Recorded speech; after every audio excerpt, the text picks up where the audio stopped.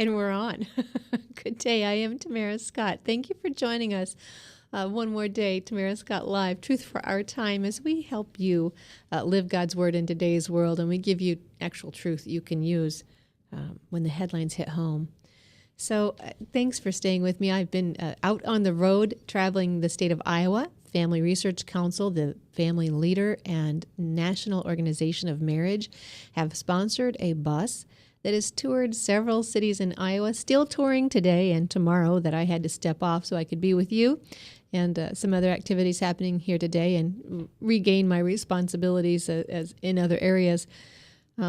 The bus went through several locations, several cities, and I happen to be on the eastern side of the state. Many consider the eastern side of the state the left side of the state, but I have to tell you, I think that's a misguided notion.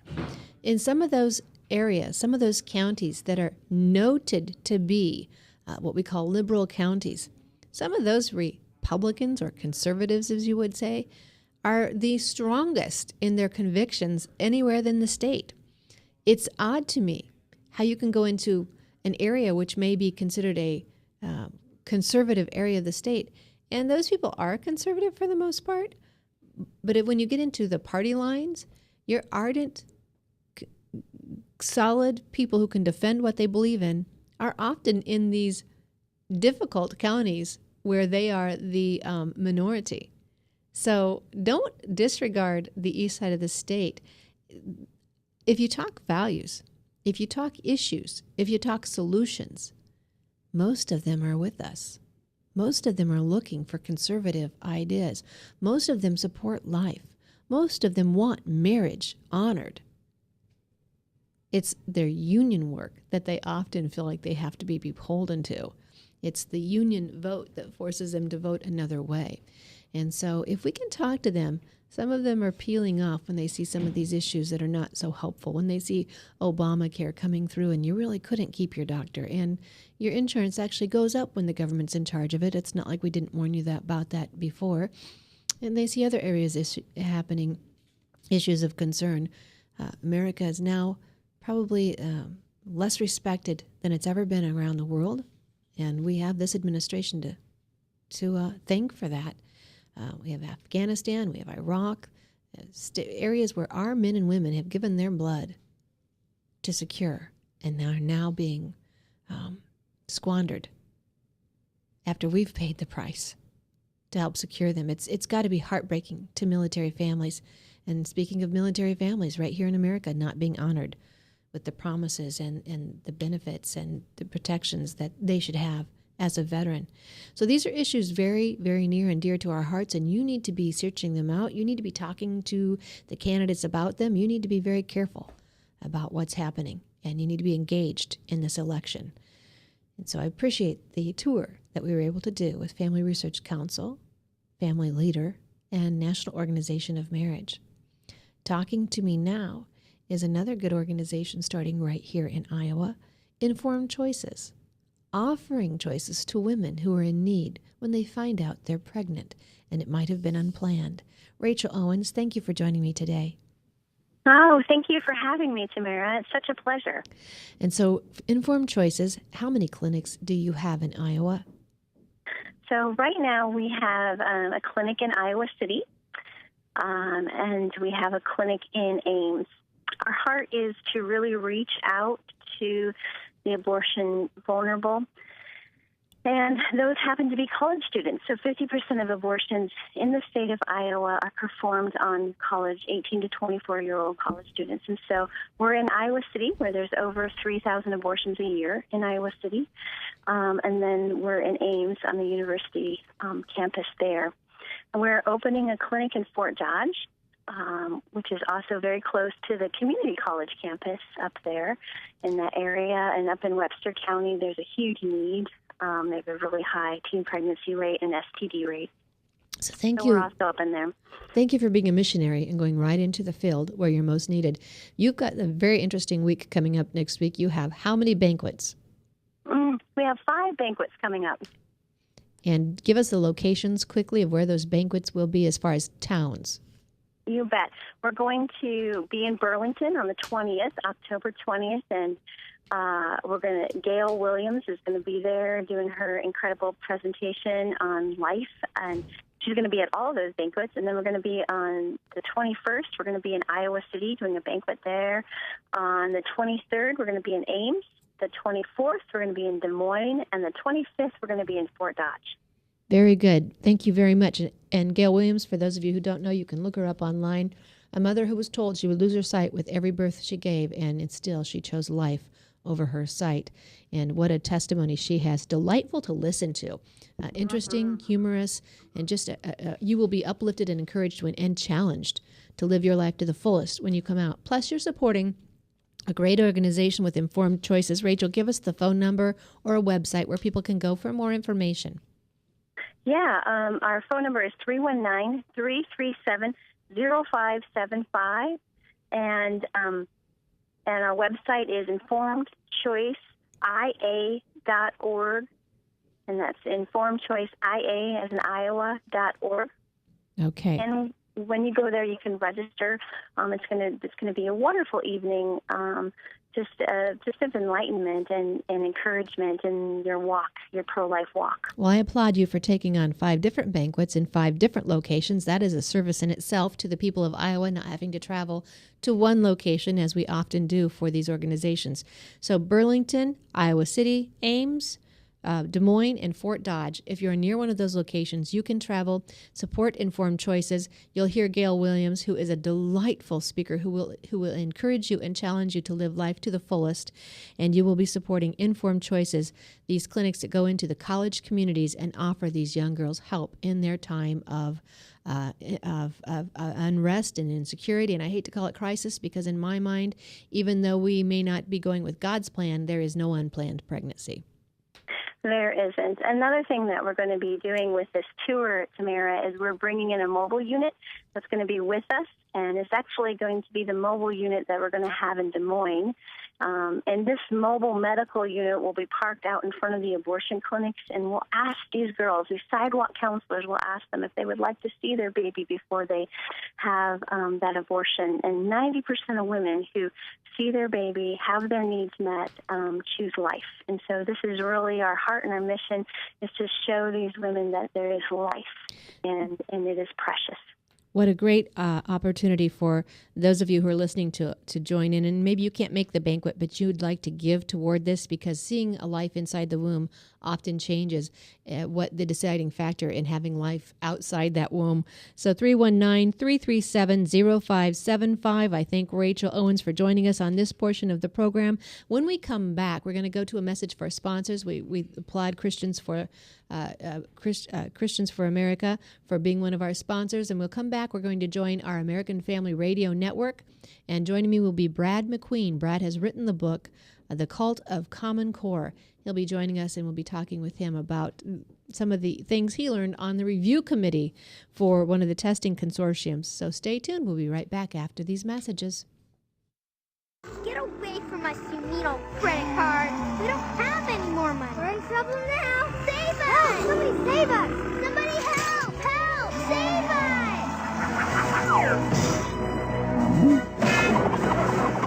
Hi, I'm Tom Coates from Consumer Credit of Des Moines.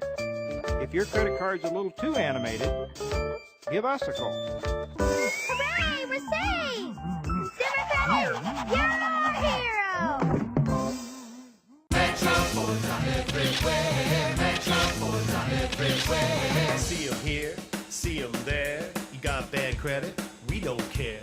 Metro Ford's on everywhere. Metro Ford's on everywhere. Visit emetroford.com for your guaranteed credit approval. Good credit, bad credit, no credit. Everybody drives with guaranteed credit approval at emetroford.com. Metro Ford's on everywhere. Visit emetroford.com today. Hey, psst. Let me let you in on a little secret. You ready? Always try to do business with people, not places. Especially if you seek honest Christian business people. And when it comes to my car, I really need to trust who's working on it.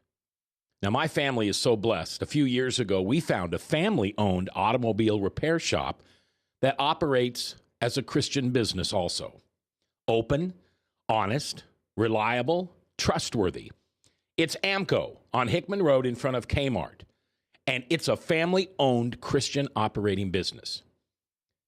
This family treats your car as if it was their car. Everything from oil changes to transmission repair and everything in between. So the next time you feel the need to be at peace with your choice of who you can trust with your car, give AAMCO on Hickman a chance to serve you. And tell them Max sent.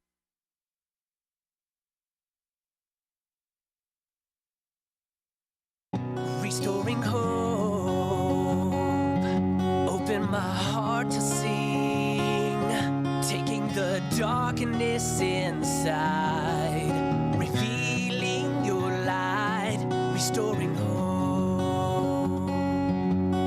And thanks for joining us. I am Tamara Scott. You are listening to Tamara Scott Live as we bring you truth for our time, help when the headlines hit home. We help you live God's Word in today's world. Mac, we want to thank Mac and Webcast One Studios for powering us and allowing us to be on the air, sharing his air with me on American Family Radio.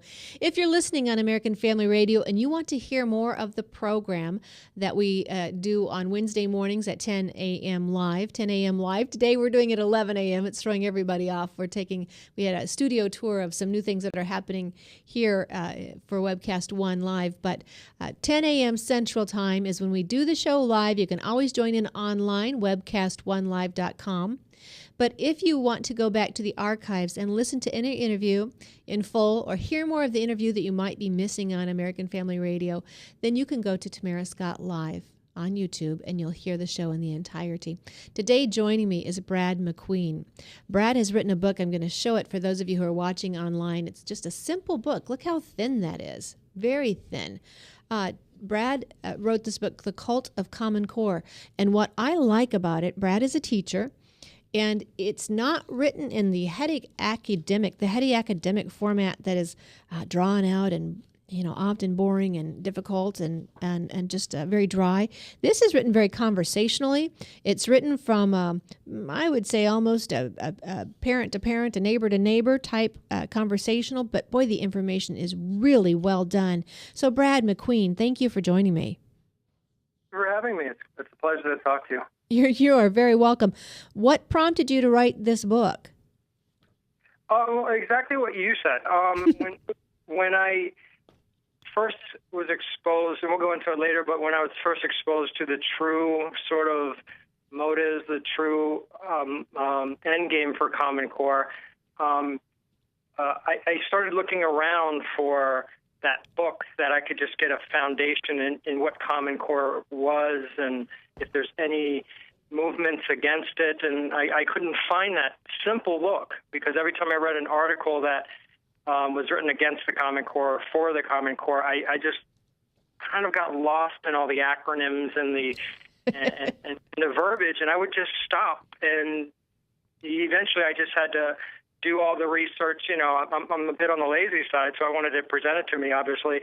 But eventually I did all the research. I wrote the book that I was looking for to get a basic foundation in Common Core and so that I could understand the article, so I could have informed conversations, and also it's if I could talk to the parents in my classroom about Common Core, this is the book I would hand to them, or this would be the conversation I'd have if I had a couple hours with them to talk to them. Not using all the verbiage that confused me, and there is some of the acronyms, but it can be quite the rabbit hole going down, following all the different organizations and the weird tentacles and connections, and with all the different organizations comprising what I just call Common Core, you can get lost in the conversation. So the book is in response to that. So I could have everything I learned, I could just have it in one place, and then anyone who wanted to read it could read it.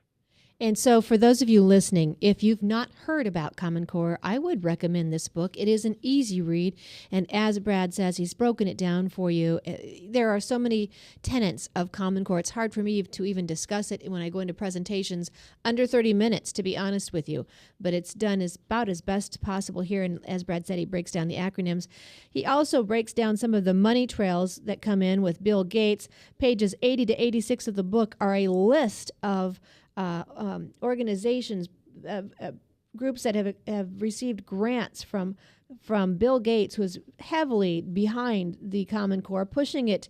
And as you say, Brad, because what he sees is a $9 billion, billion with the B, $1 billion market. He wants data so that he can best serve his consumers. He's looking at from a market-driven perspective when we're thinking this is an educational program, and we're thinking how kind of him to be so philanthropic.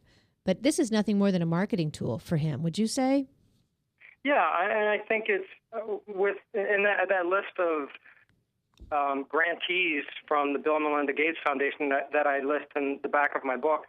That's only 1 year, but it gets all the major players that kept popping up all the time. Because when I did research on Common Core, you kind of see the same names pop up everywhere.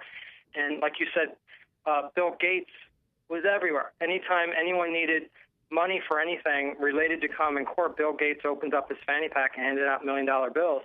And like you said as well, he's very interested in education. Or actually in other kids' education. He's very interested in the rest of the country's kids conforming to this Common Core, dumbed-down standards and everything else for various reasons. But his own kids are in private school safely away from Common Core.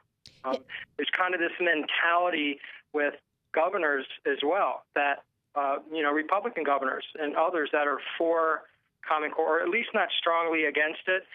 They have their kids in private school. It's almost like there's this two-tier system of education. There's this one group of elitist progressives that want in both the Republican and Democrat Party and in Bill Gates' party, whatever that is.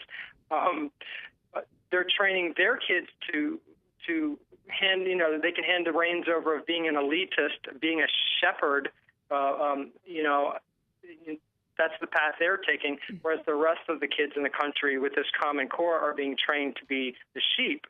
So there's this two-tiered education system going on in our country. And then there is that component of Bill Gates looks at our kids as products. They should be like on an assembly line of computers. They should all have the same program. They should all have the same specifications at the end. They should all be common, so that data can be easily transferred about them, easily, laterally, horizontally, up and down, anywhere.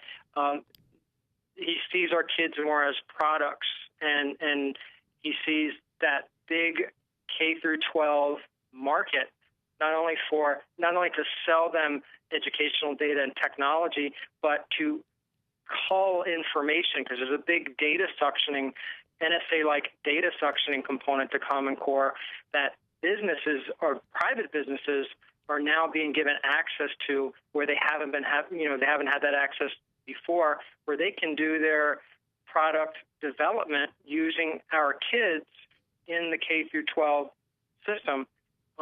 There's also another component that I hear a lot about, that the chambers of commerces and Bill Gates as well are interested in creating sort of a human resources in our K through 12 system.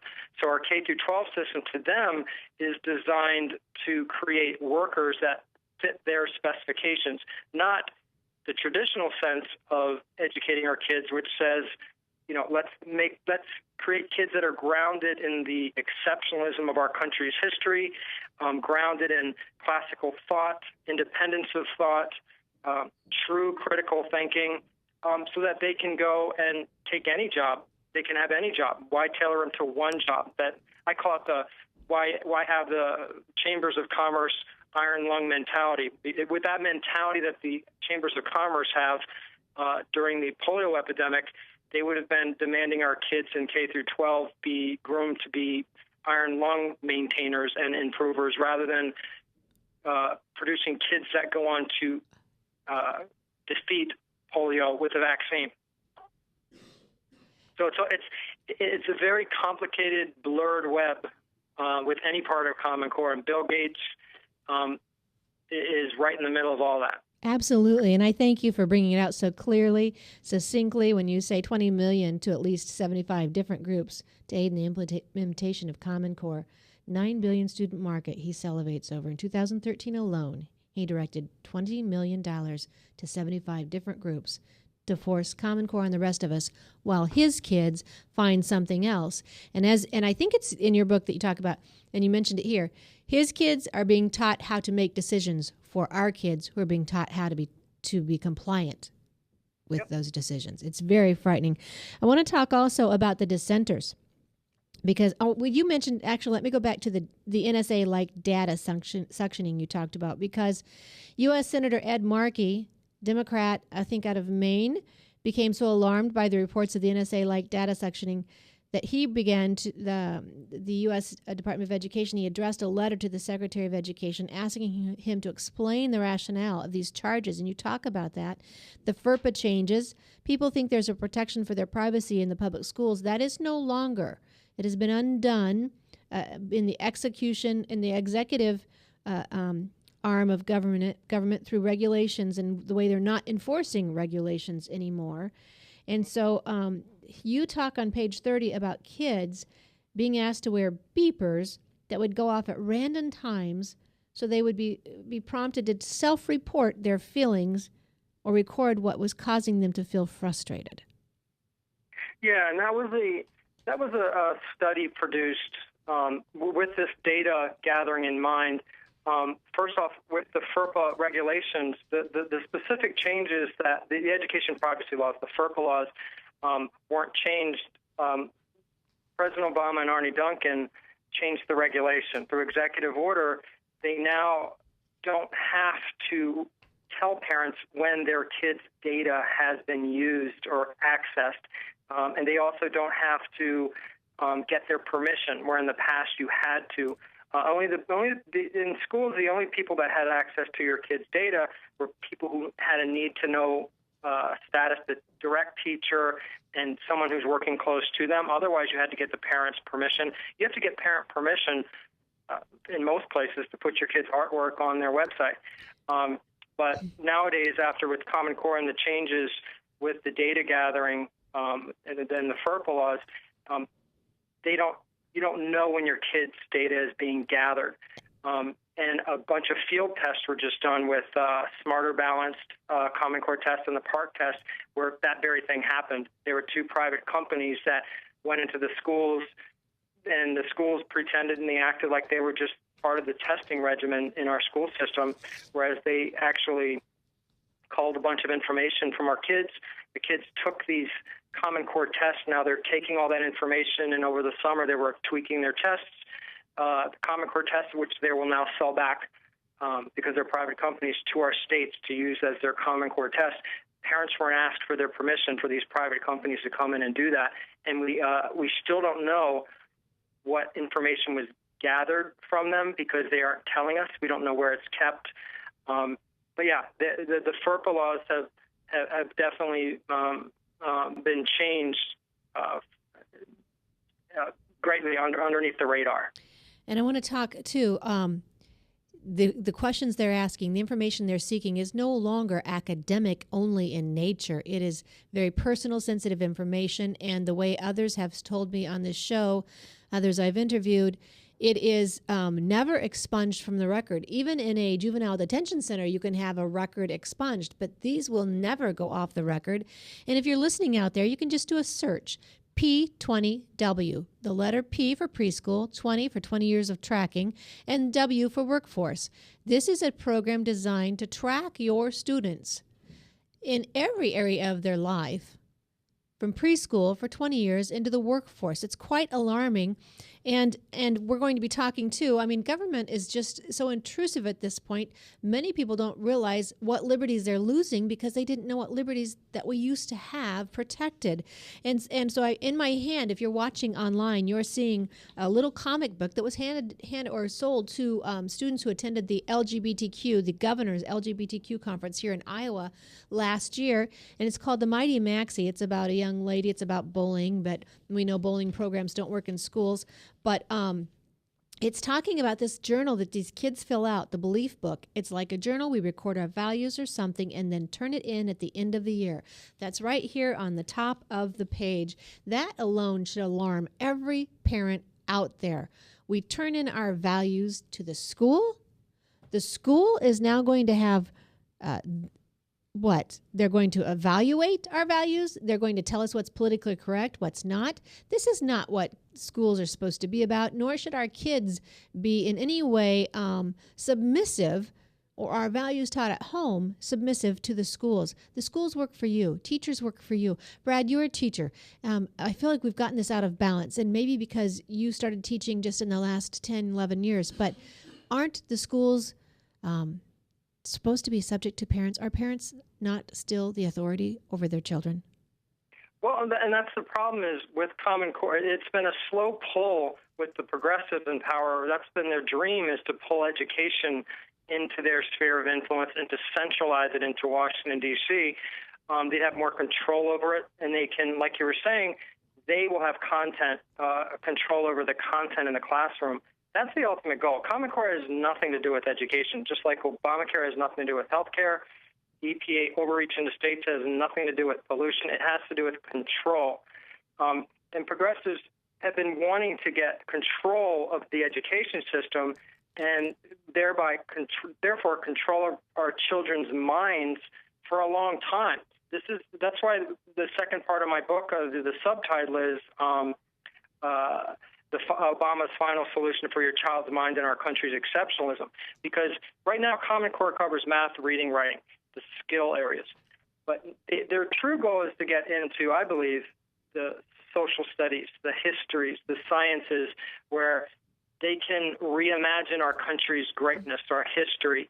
So in one generation, they can knock down our country to just an ordinary country, just like any other country in the world. If you have control over a country's history and our kids' vision of what our history and where we come from, you control a lot about our kids.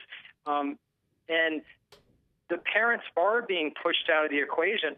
The parents, God gave kids to parents. God didn't give kids to bureaucracies in state capitals or the Department of Education with Arne Duncan and Barack Obama or whoever else the next progressive president becomes. And that's where we've gotten away from that local control. And that's where, you're right, schools are now being seen as this sort of family.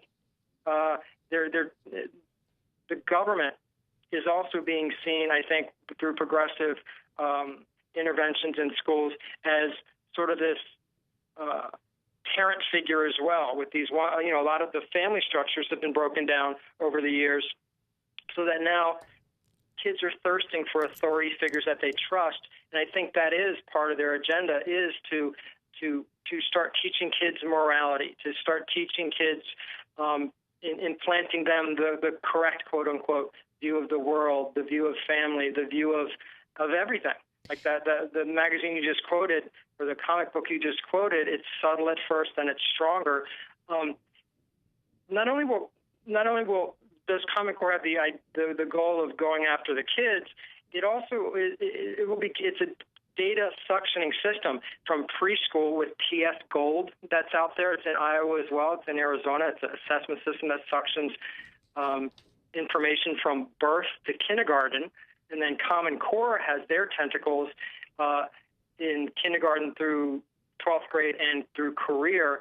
So they want to know not only an incredible amount of information about your kids and grandkids out there, but they'll know a lot about your families, because families and kids talk about their families all the time. Right. I know who at my school, I know the Second Amendment families. I know what kind of family structures are at home. Now, with what I'm seeing with TS Gold, which is a preschool Common Core type program, they're actually entering all that information and any anecdotal information that they hear, see, any work, any surveys that are going home can be introduced or put into this data suctioning system, and it stays there with your kid from preschool as they go up the ranks. So your kid grows up and say, for instance, they get through the whole school system and they're still thinking for themselves, they're still believing in American exceptionalism, they want to run for office and take back our country. Well, we have a government that not only has all their health information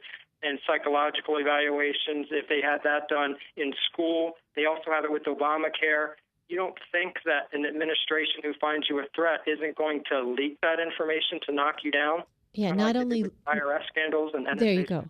Exactly. Not only are they going to leak it, but what will they use to hurt you, to come after you? Yeah.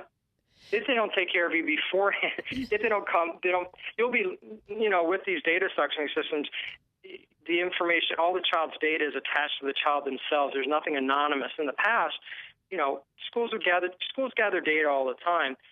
If they shared it out, higher up, they would usually be aggregate. They would aggregate the data, make it more anonymous. So they might get money from the federal government for special education, some sort of special education program. They would have to report back how many kids were helped by this program. Nowadays, it's the actual kid's name and everything attached to that kid is going to be in their data stream, this longitudinal data stream. It's like a river that runs from your kid all the way up to the Department of Education, and these little streams of data all along the way are being fed into your kid's data stream that fills and fills and fills, and your family information goes in there too. And that data stream can be tapped into any place, and you get the full picture of your kid. Now they've also changed it so that private companies can have access to that data stream. As long as they can show a tangential relationship to the kid's education, they can have research companies come in, technology companies, gaming companies, textbook companies can gather all your kids' information and use it for whatever purposes they are, and they don't have to tell you. They don't have to tell you, and they don't have to get their permission. And so your parents' permission. So I think it's a design with Common Core to separate the kids from their parents, almost like a predator separates.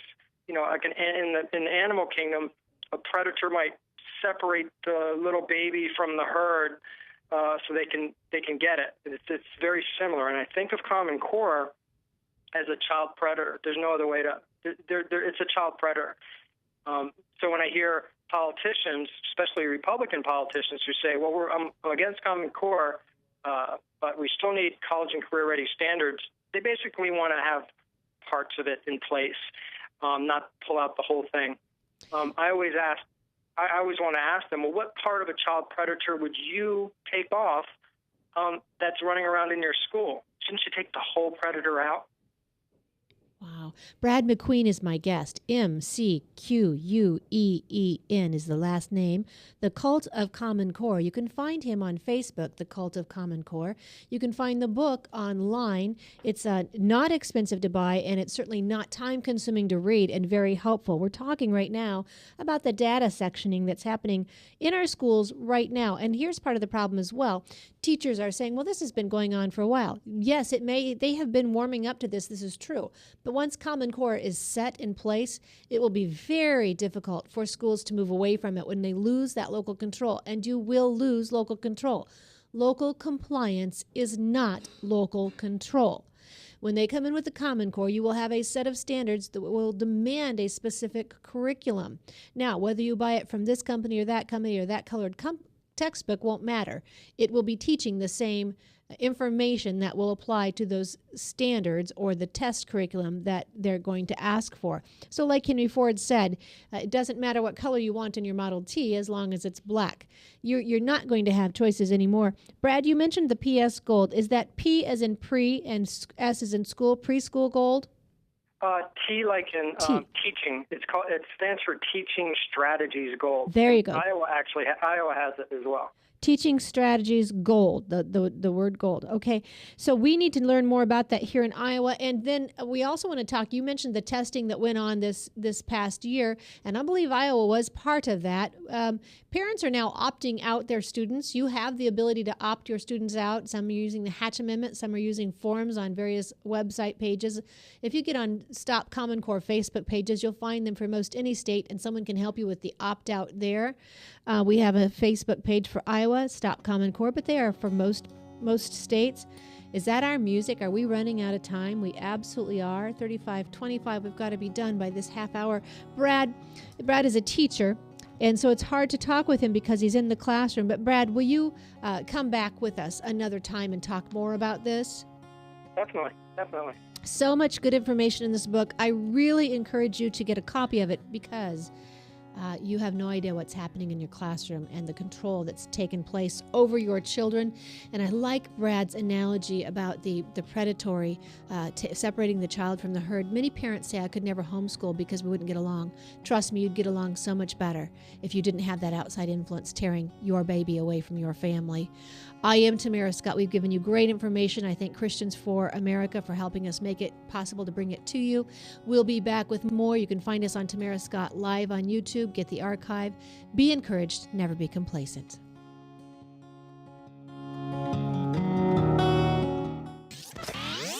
From the RE/MAX Real Estate Concept Studios, this is Webcast One Live. I'm Brian Leach, owner of Service Legends, and my position is Chief Talent Officer. I'm Nicholas Wonderscheid. I am Bernie Hobbs. And I'm the Service Manager. Marketing Director and Client Relations Manager. Everything that we do is about ensuring that we exceed your expectations. Our clients are important to us. 100% satisfaction. We're not just focused on heating and cooling. That's the easiest part of our job, actually, is fixing furnaces and air conditioners. Everyone that we come in touch with, we want to improve lives. Bottom line is, we've got our installation guarantees, 25% energy savings guarantee, comfort guarantee, temperature selection guarantee, property protection guarantee. 100% satisfaction guaranteed, fixed rate or it's free. All of those guarantees are backed up with a 100% money-back guarantee to hold ourselves accountable to making sure that you get what you're after. Just fixing the problem today. If they have another problem 5 days down the road, it's still fixed rate or it's free. We use what's called straightforward pricing. Our technicians are going to give you an exact to-the-penny price on what it's going to take before they move forward with any repair. That way you know what to expect. It's the same price every day.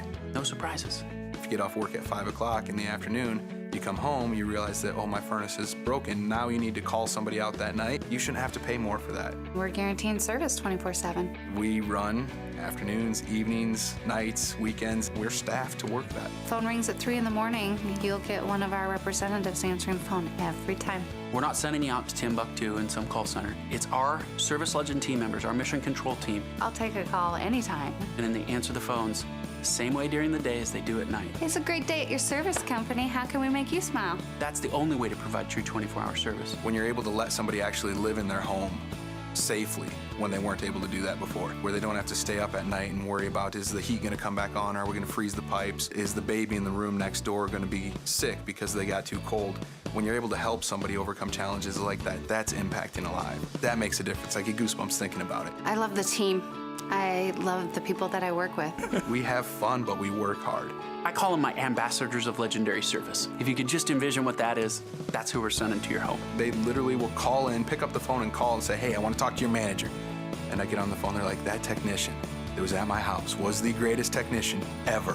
That's cool to me. We want to brighten people's days. Every person that we have going into the house has gone through an extensive background check. Drug testing, we have a very thorough interview process that 1 out of 140 people make it through. If we promise you something, that's what you're going to get, no matter what.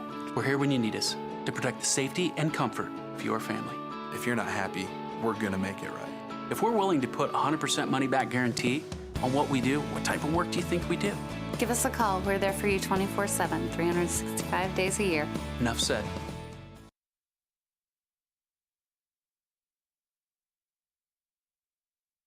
Restoring hope, open my heart to sing, taking the darkness inside, revealing your light, restoring hope. And Tamara Scott. Thank you for joining me. Tamara Scott Live, we bring you truth for our time, and we are so thankful to Webcast One and Mac for sharing his air with us on Restoring Hope. And Mac usually comes to you on personal level, individual levels of overcoming addiction and rehab and those life habits that need changing so you can have hope and real help in your life. I usually come at it from the national perspective, the civic perspective, what we do to restore hope in our communities so that we can have a better tomorrow. And joining me today is Michael Damastis. Michael is a pastor right here in Des Moines, in a south side of Des Moines. We used to call it the Fort Des Moines area. Fort Des Moines is an Army facility over there across the street from you that's still intact and used today. But his is a Church of Christ.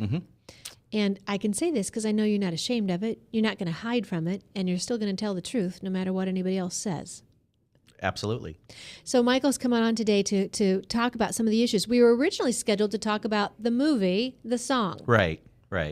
It's that's a great movie, by the way, and it's pretty much out of most theaters now, so it's something to be looking for on DVD and Blu-ray when it's released, and that'll probably be around Christmas time, I'm assuming. And I never even heard of it in the theaters. Of course, I don't go to theaters because there's no windows.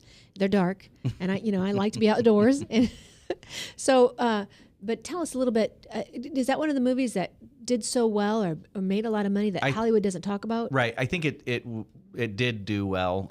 Very small budget film, but it's put out by a studio called City on a Hill Productions. Cool.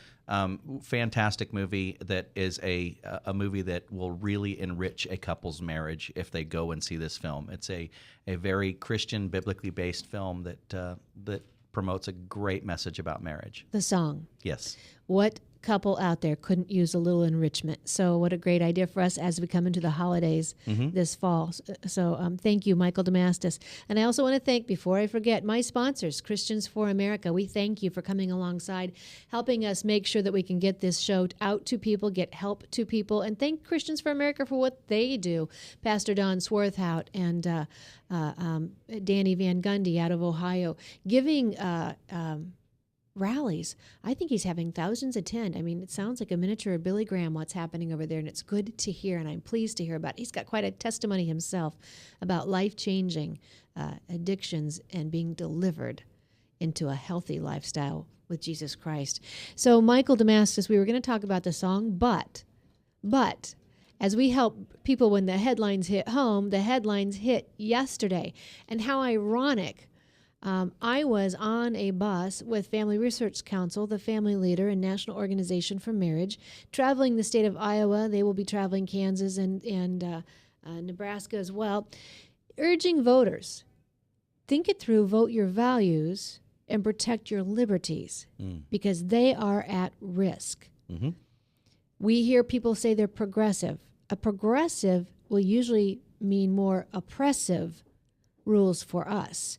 We hear people talk about being liberal. When you vote in a liberal, you usually lose your liberties. Right. So, what happened in Houston? There is an openly gay mayor of Houston currently, and her name is Annise. I forgot her name. Annise Parker, excuse me.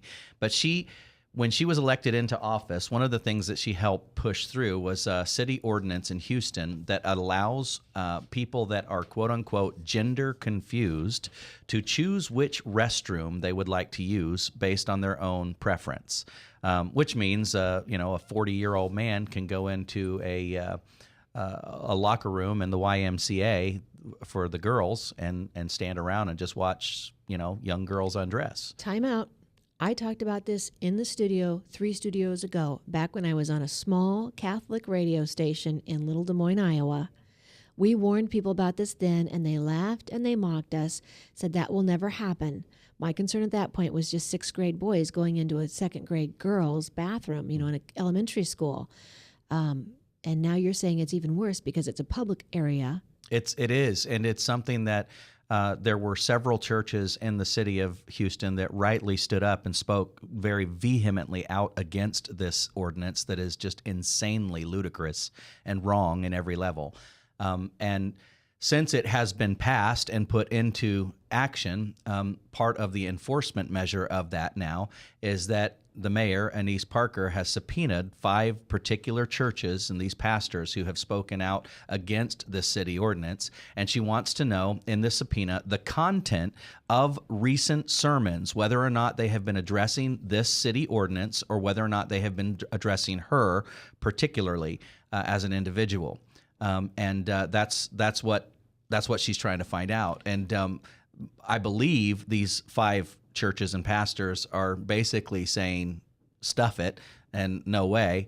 I know they are being represented by the ADF, the Alliance Defense Fund, and they are trying to put a kibosh to this unlawful, unconstitutional action by this out-of-control mayor in Houston. Well, first off, does she have subpoena power? I don't know, to be frank with you. I've not heard of a mayor subpoenaing someone. She's using, I think, the power of her office to make sure that happens. An attorney can, a Right. county attorney, a Right. district attorney, or a judge. It has to come from a judge. Right. But I can't think that a mayor can subpoena some. I've just not heard of that before.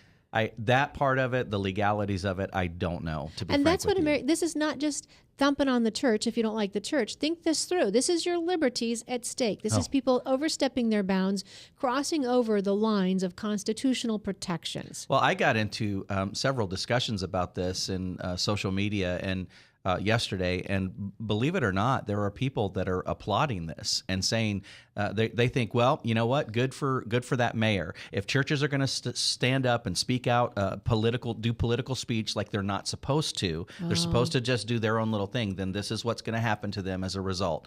And my point was, and this is what I shared with the individuals that were lauding this insane thing, I just said, well, once the government deems our speech is not good, what are you going to do when they deem your speech not good? And yes, and let's clarify, it is not unlawful for pastors to speak politically. No, it's not. Absolutely, it's not. It's constitutionally guaranteed by the First Amendment that I can speak about what and when and who and whatever I want from my pulpit. It's protected speech. And I'm not, by the way, it wouldn't even matter if it wasn't. I follow what God says regardless. You have a higher authority. Absolutely. And our founding fathers recognize that. The Declaration of Independence mentions God 4 different times, Supreme Being, the Almighty, under various titles. But we were as a nation in submission to God Almighty. Our founding fathers knew our principles must fall in line with nature's law and God's law. Right. Never is there a separation of church and state in our documents until this misnomer of a law in the late 50s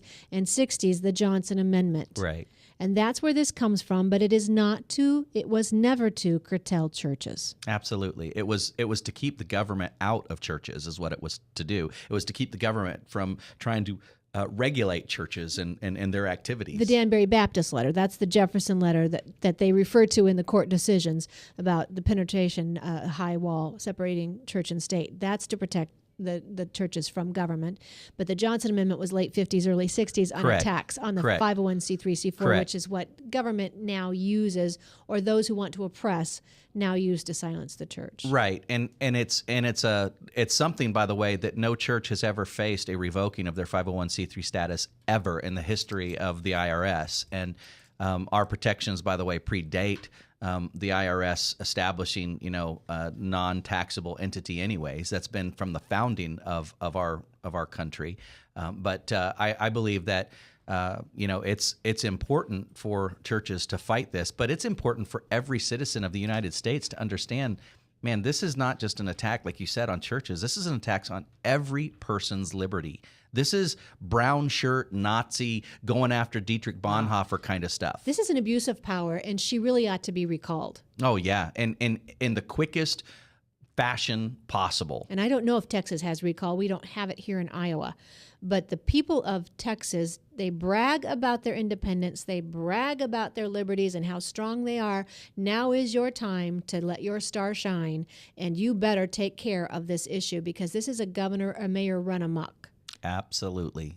And so the churches that are there, obviously 5 are under attack. And let me just tell you, this pastor isn't just speaking lightly. This pastor has been under attack himself when he put a sign on the front outside of his church that said being gay is not okay. Yes. Well, that was the title of a message that I preached, and about the issue of homosexuality that came about. This was back in 2012, and when I put the title of that sermon on our church's marquee, it really kind of created a firestorm. And Right Wing Watch loves to just tap in and just run a frenzy when we talk about this issue. We wouldn't be talking about it if others weren't attacking the church and attacking our liberties. And this is what Americans need to understand. It's not a tolerance. It's not live and let live. This is not about someone's sexuality. The whole movement behind this is attacking the liberties, undoing any liberties Americans have, and this is the one way they see an easy avenue into doing that.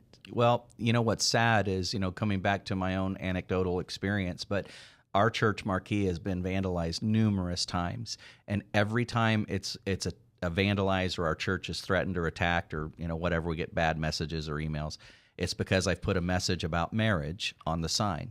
And that statement, and usually it's a statement like the current message on our sign says, marriage still is one man, one woman for life.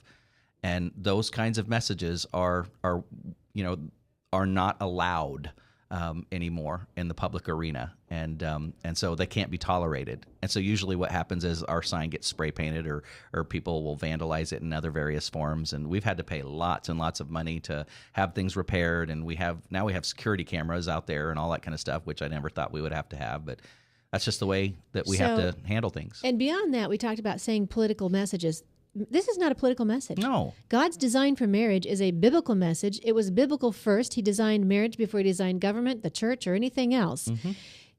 So it is not political. It is biblical first. Right. Politics is invading into our area. Right. So I'm going to challenge Joel Osteen. I don't know if he'll ever hear this little show, but Joel Osteen, his church is in Houston. Is that correct? Yes. Now is your time to stand, Joel. You either decide whether you're with the Word of God, whether you fall under his authority or the authority of this mayor. Now is the time. You cannot serve two masters. Well, I will tell you, in relationship to this particular mayor and her office, I don't know if this is something that would be allowable or not, but I have her office's number and her office's email address. If people were interested and want to speak out, I think it's important that we do. The number for the mayor's office of Houston, Texas is 713-837-0311. And, sorry?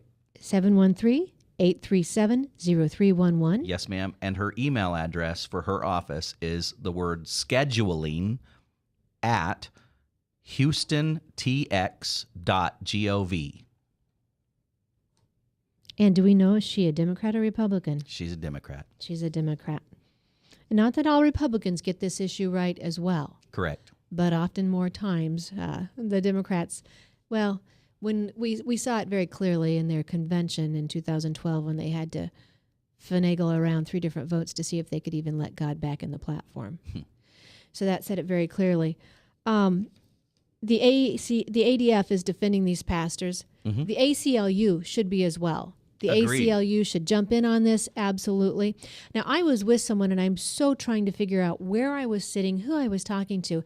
They had been asked for their sermon outline, and they gave it. And I scolded them at that point and said, you should have never done that.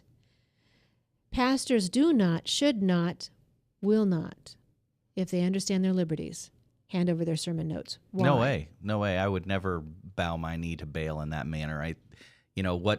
What we do is something that is a God-given right. It isn't something that's granted by the country. Although I do believe our Constitution also guarantees us that same privilege through the First Amendment. But I respect no authority in that manner. I'm going to preach what God's word says. Period. Even if it was unlawful to do so, I would still preach it. But it isn't unlawful, and nor do any of these pastors in Houston, Texas need to share one word, one audio soundbite, or anything from what they do in their worship gatherings when God's word is being proclaimed. It is so unfortunate that the Constitution has not been taught in our public schools, our colleges, and even some of our law schools. So people don't understand what our liberties should be, how many we've lost, and what we're still losing. They also don't understand that everything that's made this country strong they've been told has been wrong. Right. Whether it's free trade, whether it's capitalism, whether it's entrepreneurship, whatever it is, our Christian principles certainly. So, Michael, I know myself, I know you. There is no hatred in your heart, but that's what we're going to be tagged with for even talking about this discussion. Well, you know what's sad is, and this is something that somebody asked me yesterday, do you think that it is wrong to subpoena churches under any circumstance? Absolutely not. I think that sometimes, there might be probable cause for criminal activities or some kind of crime has occurred or some kind of thing that might have happened. An embezzlement. Exactly. Sure. Those things have happened in the past, and no, that it's not wrong for a subpoena to occur. That's something when there's a criminal investigation occurring, but there's a whole different level of area when you're talking about what's a preacher preaching on. That's a whole nother discussion. Yeah. And that's awful. That is not the government's place nor business. They have no right to ask such a question. And that's what's being done. Give me your sermons. We need to see because after sermons, then it's, hey, what are you posting on Facebook? Hey, what are you writing about in letters to people in your congregation? Hey, what are you, putting up on these websites? It's a ball that none of us want to start rolling down that hill. It's a very bad thing, and it will lead to very, very bad things in the future. A church of the size of Joel Osteen's, I'm surprised we have a mayor that would have espoused such unbiblical views. I'm not talking about her sexuality. I really don't care what she does in her bedroom. That's her business. Right. Until she makes it my business. Right. Until she brings it into our churches and tries to thump her business with our Bible. Right. But that type of a person with this type of a mentality, this authoritarian, intrusive mentality, should have never been elected in a town with a church the size of Joel Osteen's. If we understood our call civically as a church, we have a call to be involved, to take our values into the voting booth. The only comment I'll make on that is to say if we had more churches that were preaching God's word and not preaching how you can have a better life, how you can have a better workplace environment, how you can make more money, that probably would be a different thing. 2 Corinthians 3:17, I think. I could be wrong on that. Check me out. If I'm wrong, just do a search on this verse. Where the Holy Spirit is, there is liberty. If you want your most freedoms, your most liberty, then you'll have a godly attitude. This is why we espouse these views. This is why our founding fathers had sermons in the Capitol arena, gave sermons. This is why we understood the need to submit to a greater power. Otherwise, you have our human power. And when humans get themselves involved, it's my way. It's my humanity that gets involved. It's that the humanistic religion, and that's what we see here. Michael, other thoughts on this? I just pray for those pastors and pray for what I believe is just the first step in a war that's going to continue to grow.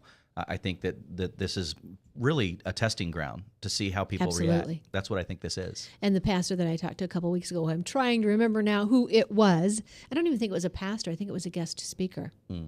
And so I'm going to try and remember who that was. That was probably a testing ground as well. Marriage. We have now the libertarian movement telling us they want government out of marriage.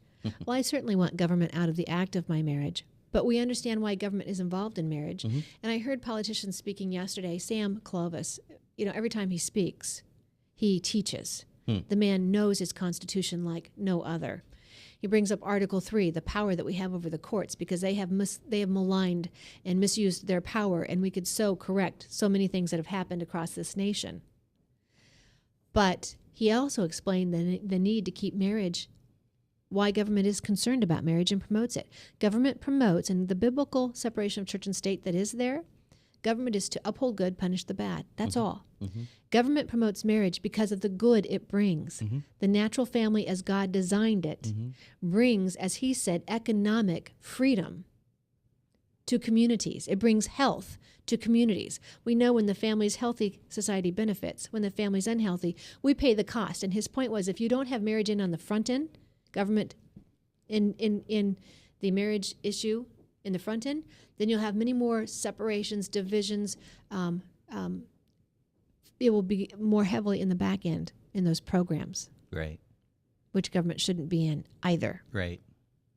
So that's why we justify government having an interest in the family as God designed it.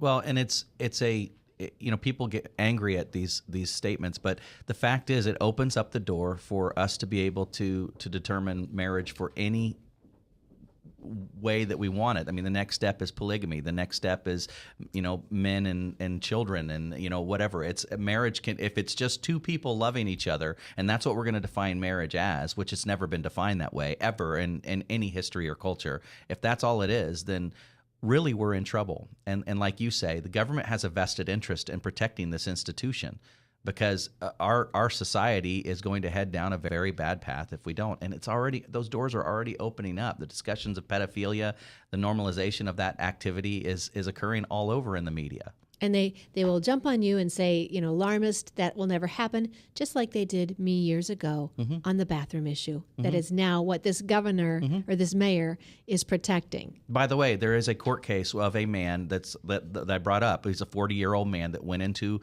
a locker room in the YMCA to watch little girls ages 10 and 7 undressing and changing their clothes, and he did it under the protection of an ordinance of gender confusion and being able to walk in a restroom because he deemed himself, a female.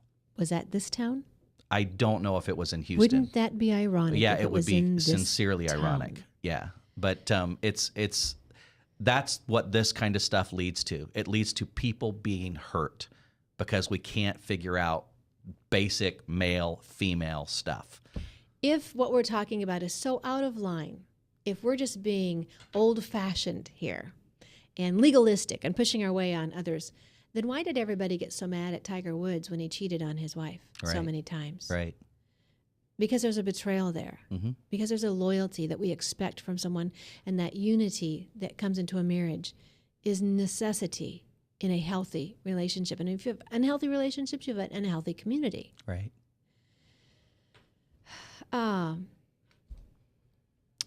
So we need to be on the phone. You've given us the phone number. 713-837-0311 is the mayor. Her name? Anise Parker. That's Annise, and Parker, Parker. P as in? Yeah, P as in Paul. Anise Parker, Houston. And how can we be helping these pastors? Praying for them, lifting them up, and to be honest with you, I'm not sure which churches they are by name. I don't know. You could maybe try to contact the Alliance Defending Freedom and see if you could get through their channels a message to them or whatever. I'm sure that they're going to not want unwarranted criticism or attacks, so they're going to try to protect them. But I think it's important that we encourage them, especially by prayer and praying for these guys, lifting them up. Galatians asks the question, have I become your enemy because I tell you the truth? And I would say the truth is not hateful unless you hate the truth. So I am Tamara Scott. I appreciate you joining me, Michael Damastis. If people want to contact you. Yeah, our website is godsfort.org, GODSFORT.org. That's for our church, and you can listen to sermons online there, or you can even contact us through that medium to our church. And I appreciate you, Michael Damastis, for being brave enough to tell the truth when it may not be popular, strong enough to stand when you know they're coming after you, and they did one Sunday a couple years ago because I came to support you during that time. I know that, and I appreciate that when very much. I think the cops were not even allowed to work at your church off duty. Right. Because of your stance. Right. That says a whole lot as well. Yep. Well, you've been challenged, and I hope you'll take the challenge. Don't take me for my word. Take it against God's word. Take His word on it. Test it with His word. And then do a little research. Look up polyamory. Polyamory, the science of having several relationships at the same time, and see if that's healthy, if that's really something we want for our kids. It's yours to take charge of. You can make a difference, and it's high time you do, because you're losing your liberties if you don't. I am Tamara Scott. Be encouraged and never be complacent.